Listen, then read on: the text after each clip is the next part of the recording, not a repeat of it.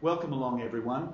Can I introduce Greg Salerno? So for those of you who didn't meet Greg at our last CloudShare Support, so Greg's going to do a presentation for us today on ICT SMART goals, which we'll talk about how he's used that framework, that SMART framework, for some ICT initiatives they did over at St Kevin's in Eastwood, which is where Greg's originally from.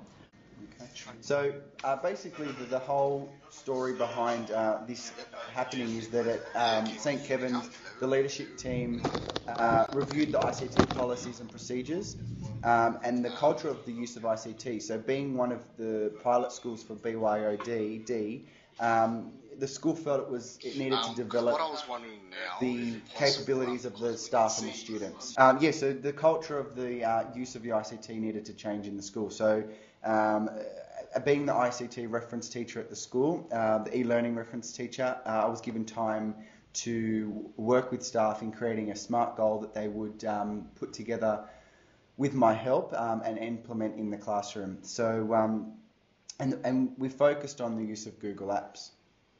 So, when we look at CloudShare, just a bit of a background, it's the new virtual learning environment for all Sydney Catholic schools. And it's powered by Google Apps, so things like Gmail, Calendar, Contacts, and Drive. And that includes YouTube and different apps like that. I'll just quickly go through these. But I think most of our audience will be pretty familiar with CloudShare. Yeah. Yep. And you've got a copy of these slides, so if you ever want to come back to it, you can. We did use the CloudShare Bootcamp site to get a bit more information about the different apps we could use and how to use them, and also ideas of how we could use them in the classroom.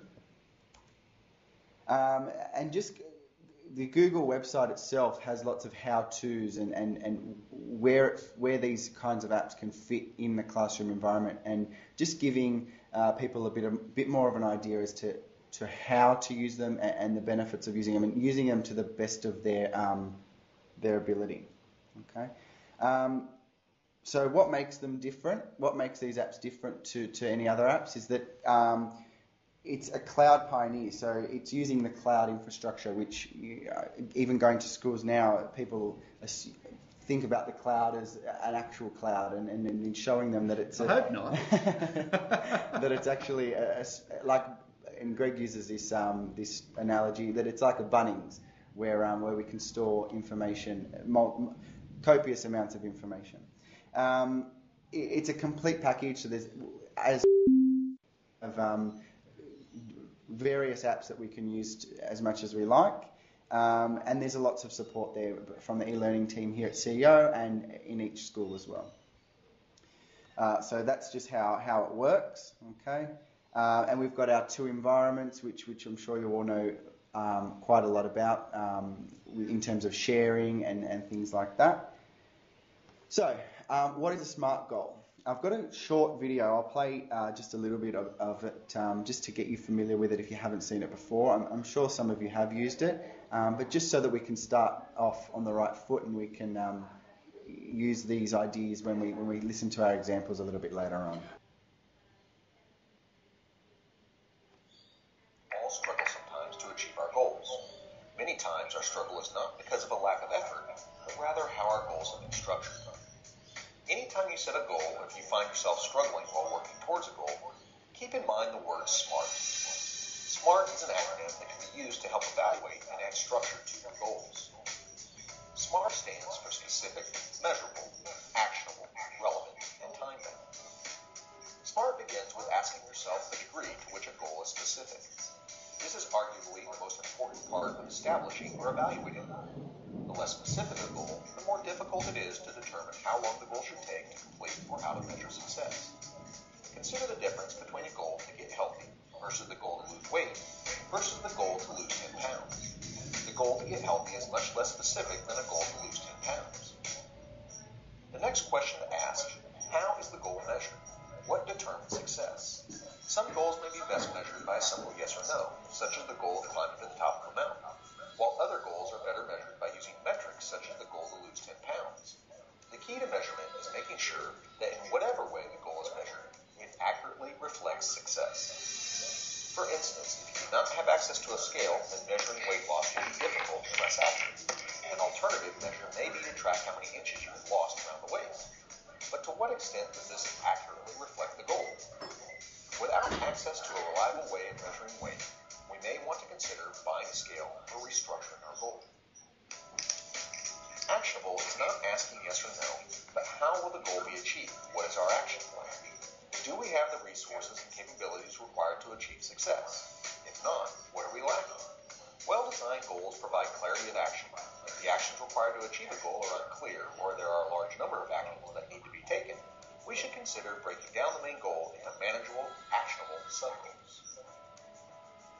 In isolation, any single goal is relevant, but in life, we most often are in the process of pursuing multiple goals. A common issue we face is having too many goals at the same time, or pursuing the wrong goals. With this in mind, we need a mechanism to help us monitor our goals to make sure we are pursuing our most relevant goals at any given moment in time. One technique is to place goals in a matrix that looks at effort required versus perceived value of achieving the goal. Not always, but most of the time we will want to focus our energy on low-effort, high-value goals. Another technique is to use the Pareto principle, also known as the 80-20 rule. Ask, which are the 20% of goals that will provide me with 80% of my return? The last thing we want to make sure is that goals are time-bound. By including a specific date by which a goal should be accomplished, it helps provide incentive and allows us to monitor progress. Consider the difference between the goal to lose 10 pounds and the goal to lose 10 pounds in 10 weeks. Simply by including an element of time, we can now calculate how much we should be losing each week, and if after 5 weeks we have only lost 1 pound, we can revisit our action plan. Be wary of any goal that is open-ended, such as the common goal to learn a foreign language. Last, it is important to reinforce that goal setting is not an event. It is an ongoing process of action, evaluation, and revision. It is not about lowering goals or standards to ensure success. It is about recognizing goals are dynamic, because life is dynamic. We do not live in a static world. Life happens. A goal that is relevant today may be irrelevant tomorrow. When using S.M.A.R.T, stay flexible and motivated by setting aside time to reevaluate your goals on a regular basis. Okay, so I think that one of the key things in that the presentation was that it's something that's ongoing. So although it needs to be specific, measurable, attainable, or achievable, relevant, and time-bound, it's something that it's continually going to flow on from each other. So I just found a few quotes here that help to motivate teachers and students about when they're goal setting. So you're never too old to set another goal or dream a new dream. That's by C.S. Lewis. Goals are dreams with deadlines. If you have a goal, write it down. If you do not write it down, you do not have a goal, you have a wish. Innovation distinguishes between a leader and a follower, and that's by Steve Jobs. And whatever you're thinking, think bigger. And according to research, goal setting is the single most powerful motivational tool in a leader's toolkit. Why? Because goal setting operates in ways that provide purpose, challenge, and meaning. Goals are the guideposts along the road that make a compelling vision come alive. Goals energize people. Specific, clear, challenging goals lead to greater effort and achievement than easy or vague goals do. So, SMART goals assist in getting focused. They help define what the future state will look like and how it will be measured. They show others how their work aligns and relates to focus of the school, and should fall between the expectations for success and the hopes and dreams we all have for our students. So some tips. It's important to work at your level. So, if you are going to work with somebody else on this, on creating a goal, it needs to be at your level. But like the quote said before, think bigger. Do something that's manageable and can easily be incorporated into your program and meets the needs of your students. And something that will either make life easier or do a job better. Avoid doing something just because. So what could you do without falling into a trap? So that means, creating something that is going to be achievable and not something that you have to stop and then you can't continue on. So something that's going to work with you in your classroom. So the why, it's an ultimate form of PD. You'll be choosing a task that you want to learn. It's developing your technology skills and incorporating that skill into modern teaching pedagogy. And it can form part of your triple PR and your school ICT development. So how can you incorporate the goals into your school? And I've said keep in mind it should be something around the use of Google Apps. And like I said before, working with a coordinator or a reference teacher or a member of the leadership team, and you can sit down together and have a discussion. I think that was the biggest part that I found, was actually having that one-on-one conversation with people, or with somebody else, and someone who knew a lot more than I knew a lot more than what they did, and I'll take that because I have the genuine passion and interest in the area of technology. So and they knew that they could come up with something, or we could come up with something together. And I asked them 4 questions. I said, what is it that you wanted to achieve with your class? What strategies would you use? And we had to come up with that together. And once they'd finished it was a where to from here. And then reasons why the implementation had been beneficial to the students and the teacher. Okay, so the last 2 questions needed to be done after they had implemented the SMART goal. And we used a SMART goal template. So we had the acronym SMART and a description of each and the goal, and then whether or not the criteria was met. And this was really important when I used the progress sheet to go through and document. We met twice in the term, so document what the staff members had been doing and how they were going to get there step by step. So we made a record of that, and they all had a copy of it, so they could see. Just a quick question, Greg. Yep. That document is linked off the presentation, is that right? Yes. Right. So the folks here are able to access the presentation, but I'm not sure if they'll be able to access the document, so you may just want to change the sharing of that document. That's okay. Sure. Yep. Yeah. So we turned our week 10 staff meeting, our final staff meeting, into a kind of a teach meet style staff meeting where the teachers were able to present what they had done with links to sites and screenshots and things like that. And it was very short, 3 to 5 minutes, and it was a time to share the journey as well as teach others and gain interest. So they could have that conversation later on. Oh, well, I really liked that. Can you show me how to do it? And it really started to get the ball rolling for the teachers. And that was just a copy of the presentation, which is also we'll need to make a link for you. Okay. So real life examples. I actually had my own SMART goal, and I created this not long ago. It was by the time that I have to present this session, I wanted to hold a conversation with a colleague via Google Air Hangout to discuss their SMART goals and the benefit it had on the teacher and the students. And not only did I do it once, but I did it twice. And you'll see that when I show the presentations in just a couple of seconds.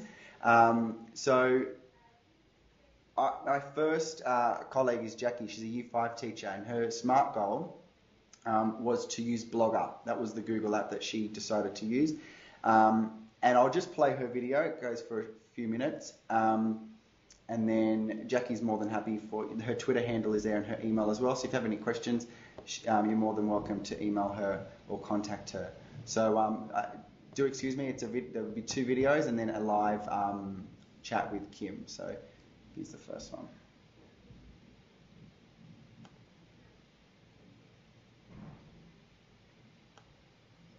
Okay, I'd like to introduce Jackie Matter from Year 5 teacher from St. Kevin's at Eastwood. Jackie is coming to you live via Air Hangout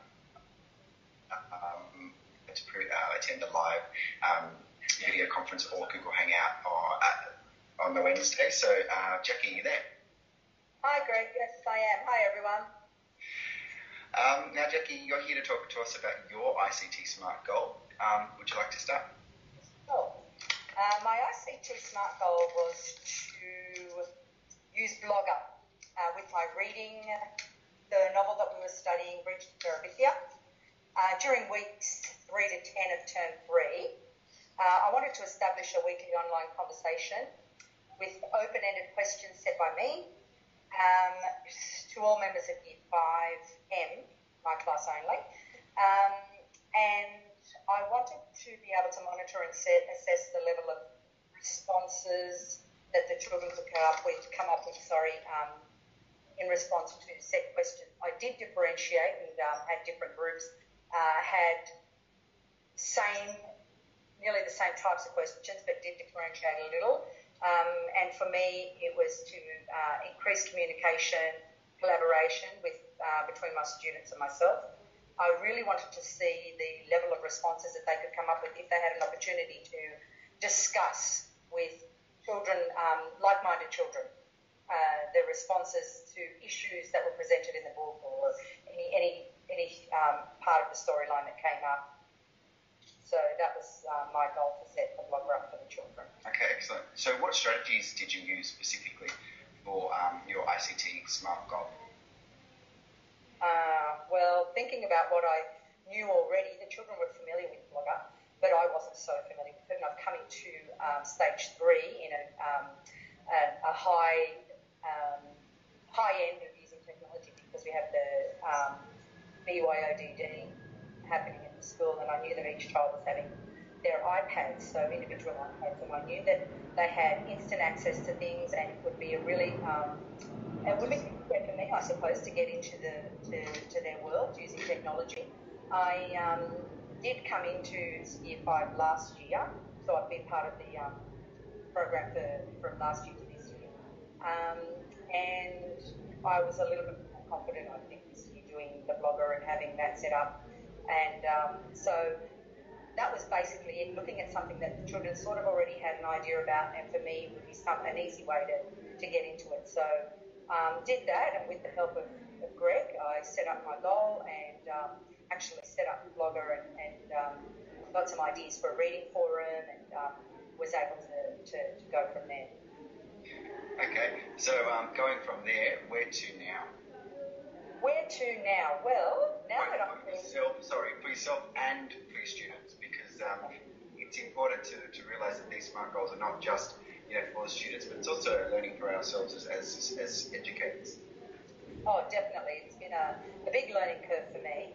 And I think the next step in the learning ladder would be for me to actually take from today's hangout and actually probably use that even with the children. I could get into another room when they're being looked after, even during music or some other time, library, an opportunity for me to collaborate with them, just to get started using Hangout in my own classroom, incorporate Blogger and Hangout together, share with the class next door.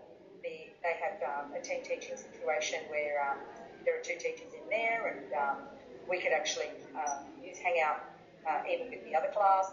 We could use Google Hangout for collaborating and getting responses from students in other classes or even outside the school. So having this opportunity to have the blogger, the Hangout and all the other Google apps and the environment that we're actually in, the Google environment we're in, it's actually allowed us to take learning from just outside the classroom and go anywhere really. So that's my goal, to broaden the children's experiences for outside the classroom. Okay, excellent. It sounds like it's been really successful, Jackie.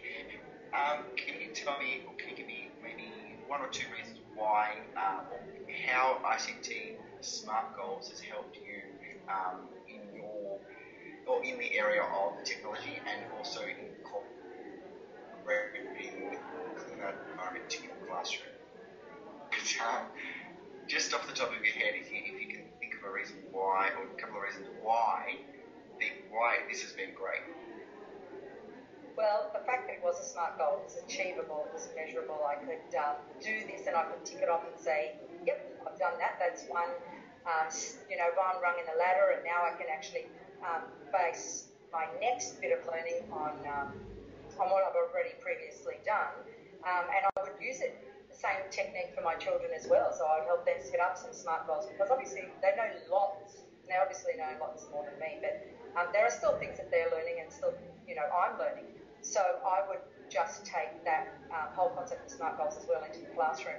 And I think having the SMART goals, it doesn't, not necessarily forces you, but it actually makes you have a deeper look into the uses of technology. You explore, what app could I do next? What can I do next? I can tick that one off.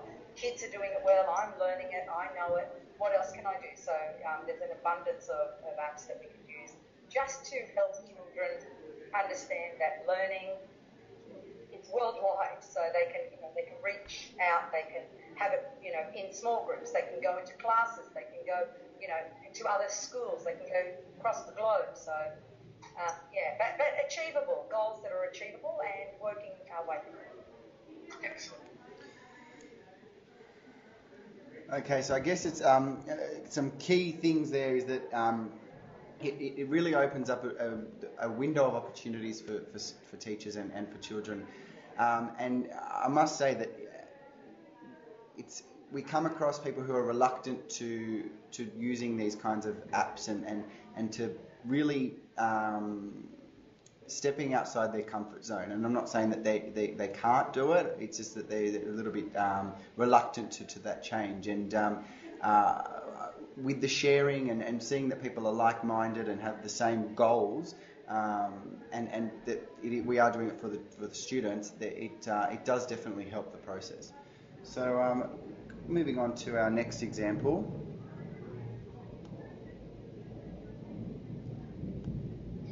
Okay, so I'd like to welcome our second guest, Brett Salakis, a Year 5 teacher, also the REC, and founder of Aussie Ed's largest educational chat on Twitter, a blogger and a contributor and writer for Educational Technology Solutions magazine. And Brett's here to talk about his ICT SMART goal, which is Google Hangout. So over to you, Brett, you there? Yeah, hi Greg, I'm here. Glad to talk with you and connect, so thanks for having me. I'll just clarify what you said, one of the things you said there before. Thank you very much for your kind intro. Not the largest educational chat on Twitter, but the largest one in Australia. That's still pretty good. Maybe the largest in the world, not there yet, but definitely in the top, which is good. But look, today, obviously, I'm here to talk about some SMART goals. You've asked me to talk about some SMART goals and particularly how I've used that with my class and how we use that at school here. In regards to some Google apps. So I'll take it. Oops. Yeah, well, thank you, Brett, for doing this. I understand, we're obviously pre-recording this as you won't be able to make it to the live session tomorrow. But I'm going to be at maths, so sorry about that. It's all right. Good point. We'll start off with what your actual ICT SMART goal is. Look, my ICT SMART goal was to challenge the level of thinking in my lessons through the use of a technological medium. Now, I think one of the rookie mistakes, one of the really early and really easy mistakes that people can make is to say, I'm going to be really techno-savvy, I'm going to download a whole heap of apps, I'm going to jump on board with Google and really just replicate what they did on paper in a digital form, and I think whilst that's really nice and that's really cool, if you're not achieving any different end result, then why bother? Why go through all that extra stress, all the financial support that as a system is poured into it? Just doesn't the means doesn't justify the end. So if you're really going to be honest and say, why am I doing this? It has to be to deepen the level of thinking, to deepen the level of task, and to make really rich tasks that the students can learn and get things from these activities that they could not previously get. And if you're setting up situations where children are learning in ways and learning things and doing things that have never before been able to be achieved, then I think you're on the right track. So that was really my SMART goal, and a lot of the way I've done that is through the use of Google Hangout, as we're doing now, and we're doing a niche type of Hangout, a Hangout on air or a broadcast out on air, which is where we can pre-record, and that goes straight to, in this case, your YouTube channel and your Google Plus. So that's one way that Google Hangout can be used. Tend not to do that with students too much in class, just for privacy issues, because then it's recorded copy on the internet. But you can use Hangout to no end, and it's just a private conversation between you and the people who are involved in the chat. Good, excellent. Which leads me to my next question, which was, what are the strategies that you use to achieve your goal? Look, I'm in a one-to-one school, as you well know, and I'm a stage 3 teacher, and at our school we have one-to-one iPads. Now, towards the ending of last term, or to the ending of term 3, I had one of the boys in my class, his name was Cameron, and Cameron had said to me, he said, Mr. Salakis, you don't teach us anything about iPads, you don't teach us how to use iPads. Now, the truth is, we use technology a lot in a one-to-one environment, but I can't recall, outside of our cyber safety, our cyber awareness, things like that, specific, I'm going to teach you how to use this app, I'm going to teach you how to use this strategy. Quite open-ended tasks, and the students select the appropriate technological resource to complete that task.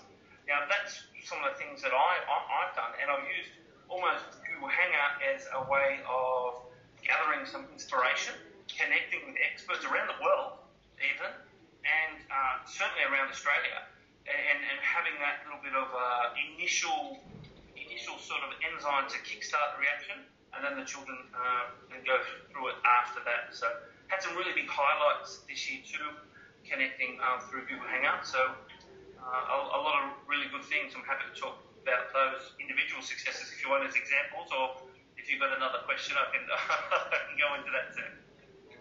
I do have another question, which I'll ask you. And having said what you've said, where do you see, I mean, you've come so far with the Hangouts in your classroom and using it as a resource, as a tool. Where to from here? Look, to be honest with you, I think creating an authentic digital audience is going to be one of the big pillars of the new paradigm. When we look at, we're all familiar with Ken Robinson, and when he talks about the old paradigm of having an educational system that was really born out of the Industrial Revolution, where children came and they sat for a certain period of time and learned things by rote, and basically become cannon fodder for employment and factory workers and the sort of industry that responded and was born out of the Industrial Revolution. If we look at sort of the coming to the ending of that sort of era, and then looking towards what this new paradigm is going to be like, I think the real conundrum here is that I don't think we're actually in a new paradigm yet. I like to think, when I talk to people, I like to explain, I think we're in a time of between paradigm. We're in this between paradigm where we haven't really gone to the next level. But I think what people are starting to do, people are exploring this new paradigm. They're like early explorers, finding out new paths and cutting new trails on an unknown continent. And I think one of these real big paths, one of these ways that people are going down, people are exploring, is creating this digital audience. And obviously, one of the strongest, easiest ways to be able to achieve that is through video conferencing, like what we're doing now, and like the whole forum that you're going to be hosting tomorrow is going to be. And I think it's a very effective medium. It's a very effective way of doing teaching professional development, but also with students as well. Earlier this year, we were studying Antarctica, and of course, we had a live cross to Casey Station in Antarctica and actually got to speak to some explorers down there. So how often has that happened in my life? You know what? Zero. But for the children, bang, it was there. So it's really being able to make global connections almost instantaneous. So I really do think that is the way forward. That if you're asking me where to from here, I don't think there is a clear paradigm of where to from here, but there are certainly some trailblazers and people who are exploring where to go, and I really passionately believe that authentic digital audience, of which video conferencing and Google Hangouts and things like that are a big part of that, is certainly the way forward. Okay, excellent. Thank you. And my final question is, in terms of these ICT SMART goals that we've created or you've created, how effective has it been both for yourself and for your students? They allow you to focus really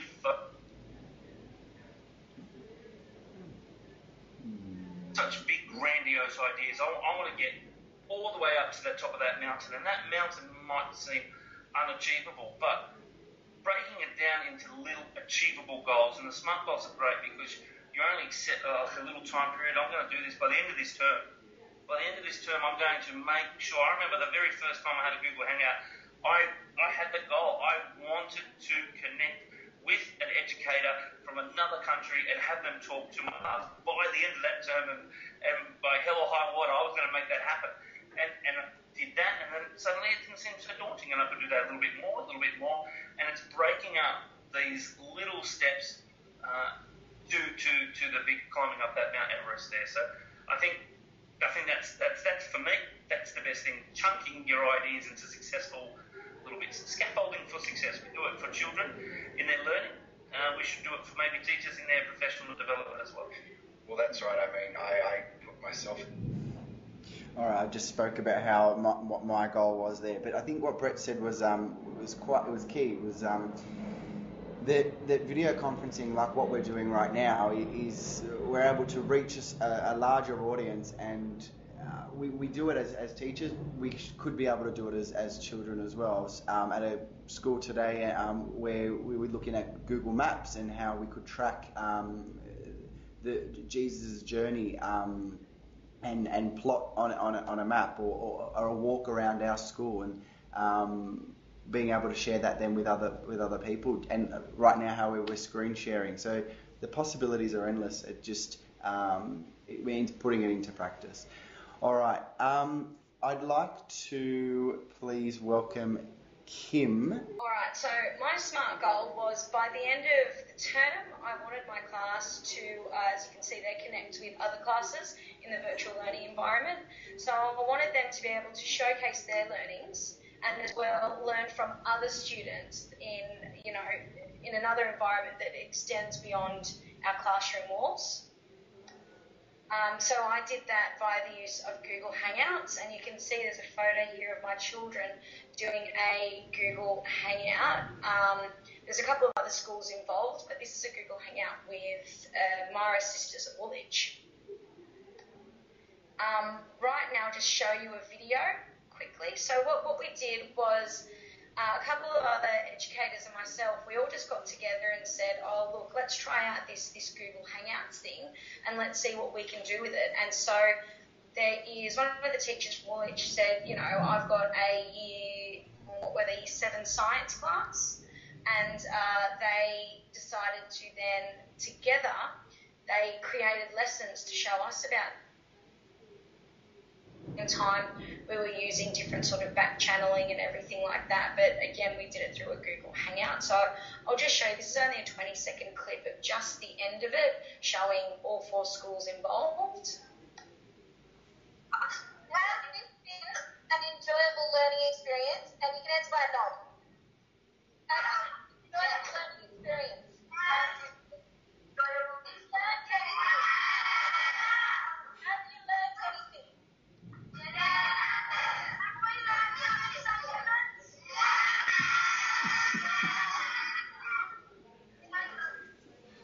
You can hear there how excited St. Kevin's were out of all of them.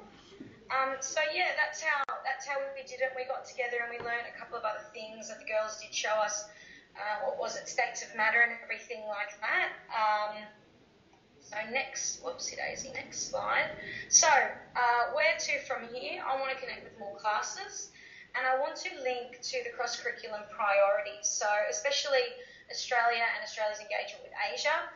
I've been in contact with teachers in Singapore and in the Philippines, and we've been talking a little bit. So I want to try and arrange a Google Hangout, so then we can have a look at, knowledges and understandings, cultures, beliefs, and stuff like that. And then from there, who knows where it'll go.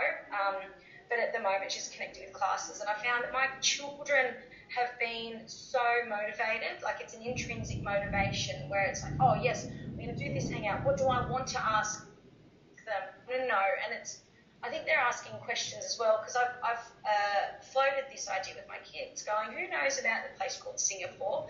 And so they're just sitting there going, oh, I want to know about this, and what languages do they speak, and everything like that, and things that they wouldn't otherwise think on a daily basis. And that's it actually for my where to from here. Oops, exit full screen. Here we go. All right. Now, so the final question, again, is, let me take off screen share. Oh no, that's not me. Oops. So the final question that Greg asked was, how is this beneficial? How is my SMART goal beneficial to myself and my other students? And as I said, they just became more intrinsically motivated and more curious about the world and about other schools and other kids and everything like that. And I've also been able to incorporate into my teaching digital citizenship. And so the children are now aware of this global audience. And even though I haven't done a hangout on air, I have spoken to them about that. Like, anybody can watch this at the moment. I've loved that I've been able to give them these meaningful connections with students from other schools, where it's not just I saw that person there. Like, these other students, these high school girls are teaching my students something, and in turn, my students are asking them things that they want to know. And for myself, I've been able to learn from other teachers. I mean, as I said, we did do a hangout with a teacher, a science teacher. So I've been able to talk to her about, her expert knowledge in her field to enhance my own teaching and learning. And in addition to what Jackie Mattis said earlier, students have set their own SMART goals. I mean, I've got a couple of my children who are, by the end of the term, I want to learn all multiplication facts, and this is how I'll do it, and this is how I'll do it. And it was as recent as last week, I had one of my children, achieve his SMART goal, and it was to get his pen license. So it's been great. They're just like, oh, I want to do a SMART goal too. And so I've liked bringing that into it and saying, it's an ongoing thing. Like, it's not just for adults and teachers to do, it's for children to set as well. I hope I've covered it. Excellent. No, you definitely have. You definitely have. And it's not, I mean, you're right in saying that it's not just for technology, but you've also incorporated the SMART goals into other areas. But, you know very well your Year 4 class coming into Year 5 at our school being 1-to-1, that technology is very important, and them just understanding where that fits in the school and in their learning. So. Oh, that's exactly right. Well, thank you very much, Kim. Okay. I might make one comment. Well, firstly, a thank you to Kimberly for coming on the call, and I guess what impressed me about what you were doing at the school was that, and I guess Brett was alluding to this, that yes, you're focusing on using a tool or tools, like whether it's Hangouts or whether it's Drive, whether it's using an iPad or whatever. But at the end of the day, the focus is around learning. So Kimberly mentioned about the Australian curriculum general capabilities. Brett was talking about not just replicating what you can do with pen and paper, but taking it to the next level. I think, and I immediately thought of things like the S.M.A.R.T model and redefining tasks. So I think all of us on the call here, I mean, I recognise the faces. We understand these things. We've heard about these sorts of things before. But I guess it's good to reinforce with our peers that at the end of the day, the end game here is not about the technology. It's always about the learning. And I guess, not just our students' learning, but our own learning as well. So that's, thank you very much, Greg, and Kimberly, and pass on our thanks to Brett and to Jackie as well. Definitely. Thanks. I just want to say thank you to everyone for making the time to come. I know it's report time and it's a staff meeting day for some schools and things like that, so the effort is definitely appreciated here on our end. Folks, thanks again for your time. Thank you very much, Greg, for organising that and all the work you put in getting those folks to share their thoughts via Google Hangout. Wish you all the best for the next week. And yeah, we'll see you hopefully at the next session. See you later. Thanks, everyone.